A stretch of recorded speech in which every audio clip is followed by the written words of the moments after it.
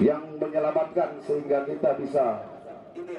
Sudarlun Pemberdayaan Perempuan dan Anak Puspa Aceh Kemalahayati mengadakan sejumlah kegiatan saat kunjungan ke Tugu Cut Nyakdin di Kecamatan Betung Ate Banggalang, Nagan Raya, Rabu 1 Januari 2020. Aneka kegiatan seperti membersihkan tugu, penanaman pohon, lomba mewarnai dan puisi Cut Nyakdin, serta penyerahan santunan ke lansia, janda, dan disabilitas. Ia berjuang melawan Belanda pada masa Perang Aceh. Tugu tersebut dibangun pada tahun 2012 silam.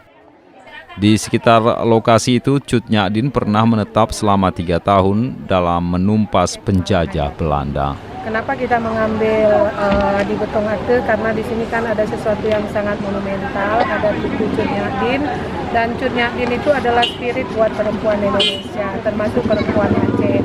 Karena Puspa stressingnya adalah fokusnya lebih besar kepada perempuan, khususnya untuk membangun ketahanan perempuan, maka spirit Cut Nyakdin menjadi hal yang memang patut untuk mendapatkan prioritas. Dari Sukamakmur, Rizwan, Serambi On TV.